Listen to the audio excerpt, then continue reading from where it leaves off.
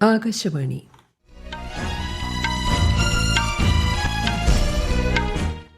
നമസ്കാരം. വാർത്തകൾ വായിക്കുന്നത് ബിന്ദു.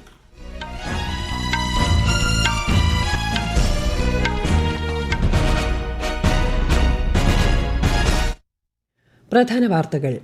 പ്രധാനമന്ത്രി നരേന്ദ്രമോദിയുടെ 5 രാജ്യങ്ങളിലേക്കുള്ള സന്ദർശനത്തിന് വെള്ളിയാഴ്ച തുടക്കമാകും.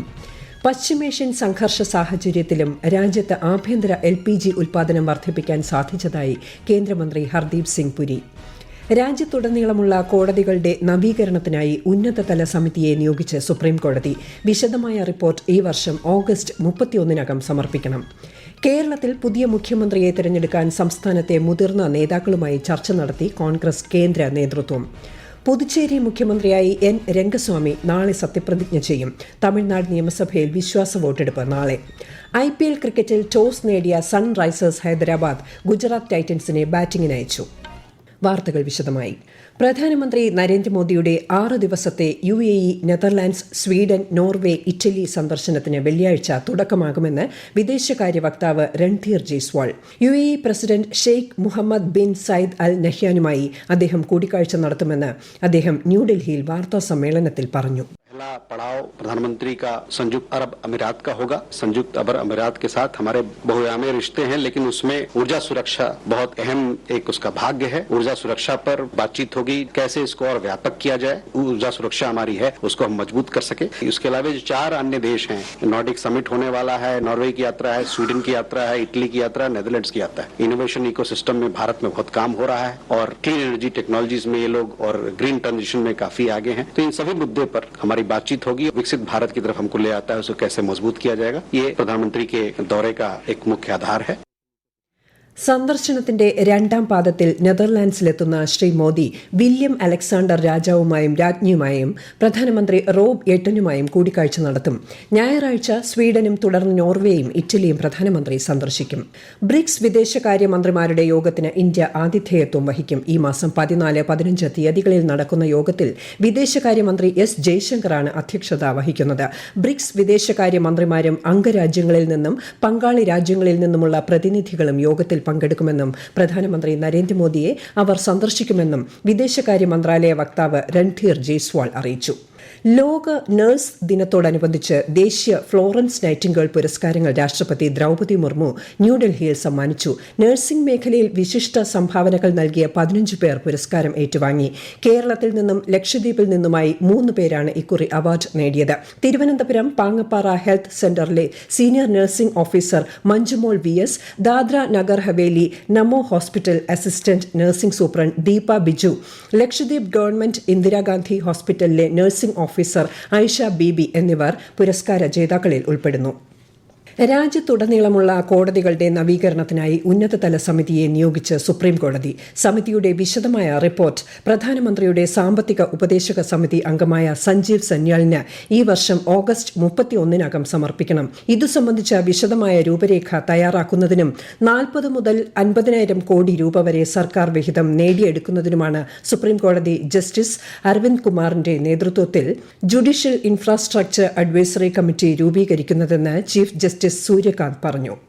പശ്ചിമേഷ്യൻ സംഘർഷ സാഹചര്യത്തിലും രാജ്യത്ത് ആഭ്യന്തര LPG ഉൽപ്പാദനം പ്രതിദിനം ഏകദേശം 36,000 ടണ്ണിൽ നിന്ന് 54,000 ടണ്ണായി വർദ്ധിപ്പിക്കാൻ സാധിച്ചതായി കേന്ദ്ര പെട്രോളിയം പ്രകൃതിവാതക മന്ത്രി Hardeep Singh Puri.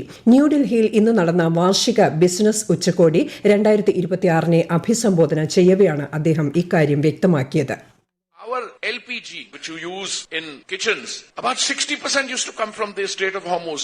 Now we had to make arrangements. Our domestic production of LPG prior to the crisis was 35 or 36,000 metric tons per day.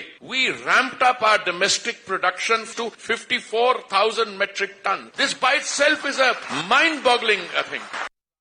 2020 ദേശീയ വിദ്യാഭ്യാസ നയത്തിലൂടെ മാതൃഭാഷ, ഇന്ത്യൻ വിജ്ഞാന പാരമ്പര്യം, നിർമ്മിത ബുദ്ധി എന്നിവയെ അടിസ്ഥാനമാക്കിയുള്ള ഗവേഷണവും നവീകരണവും കേന്ദ്ര സർക്കാർ പ്രോത്സാഹിപ്പിക്കുന്നുണ്ടെന്ന് കേന്ദ്ര വിദ്യാഭ്യാസ മന്ത്രി ധർമ്മേന്ദ്ര പ്രധാൻ.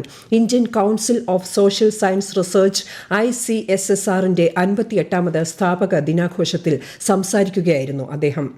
കേരളത്തിന്റെ പുതിയ മുഖ്യമന്ത്രി ആരെന്ന് സംബന്ധിച്ച തീരുമാനം എടുക്കുന്നതിന് മുതിർന്ന നേതാക്കളുടെ അഭിപ്രായം ആരാഞ്ഞ് കോൺഗ്രസ് ഹൈക്കമാൻഡ്. KPCC മുൻ അധ്യക്ഷന്മാരുടെയും വർക്കിംഗ് പ്രസിഡന്റുമാരുടെയും അഭിപ്രായമാണ് നേതൃത്വം ആരാഞ്ഞത്. നിയമസഭാ തെരഞ്ഞെടുപ്പ് ഫലം പുറത്തുവന്ന് 8 ദിവസം പിന്നിടുന്ന സാഹചര്യത്തിൽ അന്തിമ തീരുമാനം അധികം വൈകാതെ ഉണ്ടാകുമെന്നാണ് സൂചനകൾ. പുതുച്ചേരി മുഖ്യമന്ത്രിയായി N. രംഗസ്വാമി നാളെ സത്യപ്രതിജ്ഞ ചെയ്യും. 30 അംഗ നിയമസഭയിൽ 18 സീറ്റ് നേടിയാണ് NDA സഖ്യം പുതുച്ചേരിയിൽ തുടർ ഭരണം ഉറപ്പിച്ചത്. അതേസമയം അസം മുഖ്യമന്ത്രിയായി ഹിമന്ത ബിശ്വ ശർമ്മ ഇന്ന് സത്യപ്രതിജ്ഞ ചെയ്ത് അധികാരമേറ്റു. ഖാനപാരയിൽ നടന്ന ചടങ്ങിൽ 4 മന്ത്രിമാരും മുഖ്യമന്ത്രിക്കൊപ്പം സത്യപ്രതിജ്ഞ ചെയ്തു. പ്രധാനമന്ത്രി നരേന്ദ്രമോദി, കേന്ദ്ര ആഭ്യന്തരമന്ത്രി അമിത് ഷാ തുടങ്ങിയ പ്രമുഖർ സത്യപ്രതിജ്ഞാ ചടങ്ങിൽ പങ്കെടുത്തു. തമിഴക വെട്രി കഴകം നേതാവ് JDC പ്രഭാകറിനെ തമിഴ്നാട് നിയമസഭാ സ്പീക്കറായി തെരഞ്ഞെടുത്തു. സ്പീക്കർ സ്ഥാനത്തേക്ക് എതിരില്ലാതെയാണ് അദ്ദേഹം തെരഞ്ഞെടുക്കപ്പെട്ടത്. നിയമസഭയിൽ ഭൂരിപക്ഷം തെളിയിക്കാൻ മുഖ്യമന്ത്രി ജോസഫ് വിജയ്ക്ക് നാളെ വരെയാണ് സമയം. തമിഴ്നാട് നിയമസഭയിലെ വിശ്വാസ വോട്ടെടുപ്പിൽ പങ്കെടുക്കുന്നതിൽ നിന്ന് വിലക്കിയ മദ്രാസ് ഹൈക്കോടതി ഉത്തരവിനെതിരെ TVK നിയമസഭാംഗം R. ശ്രീനിവാസ സേതുപതി സമർപ്പിച്ച ഹർജി പരിഗണിക്കാൻ സുപ്രീംകോടതിയുടെ അനുമതി. കേസ് നാളെ പരിഗണിക്കാനാണ് സുപ്രീംകോടതി ബെഞ്ച് അനുമതി നൽകിയത്. ഈ വാർത്തകൾ ആകാശവാണിയിൽ നിന്ന്. ആകാശവാണി വാർത്തകളും വാർത്താധിഷ്ഠിത പരിപാടികളും all India radio news Thiruvananthapuram YouTube ചാനലിലും all India radio news Thiruvananthapuram Facebook പേജിലും AR News_ തിരുവനന്തപുരം ഇൻസ്റ്റഗ്രാം അക്കൌണ്ടിലും AR News_TVM X ഹാൻഡിലും ലഭ്യമാണ്. 3 മുതൽ 8 വരെയുള്ള ക്ലാസുകളിലെ വിദ്യാർത്ഥികൾക്കായി NCERT-യും CBSE-യും കമ്പ്യൂട്ടേഷണൽ തിങ്കിങ്ങും നിർമ്മിത ബുദ്ധിയും അടക്കമുള്ള വിഷയങ്ങളിൽ പുതിയ പാഠ്യപദ്ധതി അവതരിപ്പിച്ചതായി കേന്ദ്ര സർക്കാർ. വേനൽക്കാല അവധിക്കാലത്ത് അധ്യാപകർക്ക് ഇതിൽ പരിശീലനം നൽകുമെന്നും സ്കൂൾ വിദ്യാഭ്യാസ സാക്ഷരതാ വകുപ്പ് സെക്രട്ടറി സഞ്ജയ് കുമാർ പറഞ്ഞു. 9, 10, 11, 12 ക്ലാസുകൾക്കായി NCERT ആർട്ടിഫിഷ്യൽ ഇന്റലിജൻസ് പാഠപുസ്തകങ്ങൾ വികസിപ്പിച്ചുകൊണ്ടിരിക്കുകയാണെന്നും അദ്ദേഹം അറിയിച്ചു.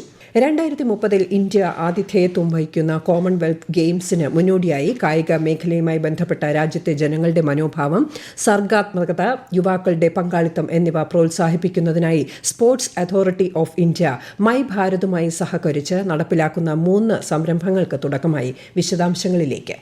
കോമൺവെൽത്ത് ഗെയിംസ് 2030 ടോർച്ച് ഡിസൈൻ മത്സരം, CWG reel challenge, Commonwealth Games quiz എന്നിവ ഇതിൽ ഉൾപ്പെടുന്നുവെന്ന് യുവജനകാര്യ കായിക മന്ത്രാലയം അറിയിച്ചു. എല്ലാ മൈ ഭാരത് ഉപയോക്താക്കൾക്കും മത്സരങ്ങളിൽ പങ്കെടുക്കാം. ഈ വർഷം സെപ്റ്റംബർ 26 വരെ ക്വിസിൽ പങ്കെടുക്കാം. എല്ലാ ആഴ്ചയും മികച്ച 5 വിജയികളെ പ്രഖ്യാപിക്കും. ഇന്ത്യയിലെ കായിക പ്രസ്ഥാനത്തിൽ കൂടുതൽ പൊതുജന പങ്കാളിത്തം പ്രോത്സാഹിപ്പിക്കുകയാണ് ഇതിലൂടെ ലക്ഷ്യമിടുന്നതെന്ന് മന്ത്രാലയം അറിയിച്ചു. ഗുജറാത്തിലെ അഹമ്മദാബാദിൽ 2030 ഒക്ടോബറിലാണ് കോമൺവെൽത്ത് ഗെയിംസ് നടക്കുന്നത്. News desk, Akashvani. കേരളത്തിലും മാഹിയിലും അടുത്ത 5 ദിവസം ഇടിമിന്നലോട് കൂടിയ ഒറ്റപ്പെട്ട മഴയ്ക്കും ശക്തമായ കാറ്റിനും സാധ്യതയെന്ന് കേന്ദ്ര കാലാവസ്ഥാ വകുപ്പ്. മലപ്പുറം, കോഴിക്കോട്, കണ്ണൂർ, കാസർഗോഡ് ജില്ലകളിൽ മറ്റന്നാൾ മഞ്ഞ ജാഗ്രത പ്രഖ്യാപിച്ചു. അതേസമയം മലപ്പുറം മങ്കടയിൽ ഇടിമിന്നലേറ്റ് 4 മരണം. പരിക്കേറ്റ് 2 പേരെ മഞ്ചേരി മെഡിക്കൽ കോളേജ് ആശുപത്രിയിലേക്ക് മാറ്റിയിട്ടുണ്ട്. മങ്കടയിലെ പന്തലൂർ മല വ്യൂ പോയിന്റിൽ എത്തിയ വിദ്യാർത്ഥികൾക്കാണ് ഇടിമിന്നലേറ്റത്. IPL ക്രിക്കറ്റിൽ ടോസ് നേടിയ സൺറൈസേഴ്സ് ഹൈദരാബാദ് ഗുജറാത്ത് ടൈറ്റൻസിനെ ബാറ്റിംഗിന് അയച്ചു. അഹമ്മദാബാദിലാണ് മത്സരം. രാജ്യത്തെ ഓഹരി വിപണികളിൽ നഷ്ടം. സെൻസെക്സ് 1456 പോയിന്റ് ഇടിഞ്ഞ് 74,559-ലും നിഫ്റ്റി 436 പോയിന്റ് നഷ്ടത്തിൽ 23,380-ലും വ്യാപാരം അവസാനിപ്പിച്ചു. സ്വർണ്ണവില ഉയർന്നു. പവന് 400 രൂപ വർദ്ധിച്ച് 1,12,920 രൂപയും ഗ്രാമിന് 14,115 രൂപയുമാണ് ഇന്നത്തെ വില. പശ്ചിമബംഗാൾ മുഖ്യമന്ത്രി സുവേന്ദു അധികാരിയുടെ പേഴ്സണൽ അസിസ്റ്റന്റ് ചന്ദ്രനാഥ് രഥിന്റെ കൊലപാതകത്തിൽ അന്വേഷണം ഏറ്റെടുത്ത CBI 7-അംഗ സംഘം രൂപീകരിച്ചു. സംസ്ഥാന പോലീസിന്റെ ശുപാർശയെ തുടർന്നാണ് CBI അന്വേഷണം ഏറ്റെടുത്തത്. മെയ് 3-ന് രാജ്യവ്യാപകമായി നടന്ന നീറ്റ് UGC പരീക്ഷ റദ്ദാക്കാൻ തീരുമാനിച്ച ദേശീയ ടെസ്റ്റിംഗ് ഏജൻസി പുതുക്കിയ തീയതി പിന്നീട് അറിയിക്കും. പ്രധാന വാർത്തകൾ വീണ്ടും. പ്രധാനമന്ത്രി നരേന്ദ്രമോദിയുടെ 5 രാജ്യങ്ങളിലേക്കുള്ള സന്ദർശനത്തിന് വെള്ളിയാഴ്ച തുടക്കമാകും. പശ്ചിമേഷ്യൻ സംഘർഷ സാഹചര്യത്തിലും രാജ്യത്ത് ആഭ്യന്തര LPG ഉൽപ്പാദനം വർദ്ധിപ്പിക്കാൻ സാധിച്ചതായി കേന്ദ്രമന്ത്രി ഹർദീപ് സിംഗ് പുരി. രാജ്യത്തുടനീളമുള്ള കോടതികളുടെ നവീകരണത്തിനായി ഉന്നതതല സമിതിയെ നിയോഗിച്ച് സുപ്രീംകോടതി. വിശദമായ റിപ്പോർട്ട് ഈ വർഷം ഓഗസ്റ്റ് 31-നകം സമർപ്പിക്കണം. കേരളത്തിൽ പുതിയ മുഖ്യമന്ത്രിയെ തിരഞ്ഞെടുക്കാൻ സംസ്ഥാനത്തെ മുതിർന്ന നേതാക്കളുമായി ചർച്ച നടത്തി കോൺഗ്രസ് കേന്ദ്ര നേതൃത്വം. പുതുച്ചേരി മുഖ്യമന്ത്രിയായി N. രംഗസ്വാമി നാളെ സത്യപ്രതിജ്ഞ ചെയ്യും. തമിഴ്നാട് നിയമസഭയിൽ വിശ്വാസ വോട്ടെടുപ്പ് നാളെ. IPL ക്രിക്കറ്റിൽ ടോസ് നേടിയ സൺറൈസേഴ്സ് ഹൈദരാബാദ് ഗുജറാത്ത് ടൈറ്റൻസിനെ ബാറ്റിംഗിന് അയച്ചു. വാർത്തകൾ കഴിഞ്ഞു. അടുത്ത വാർത്താ പ്രക്ഷേപണം രാത്രി 8:35-ന്.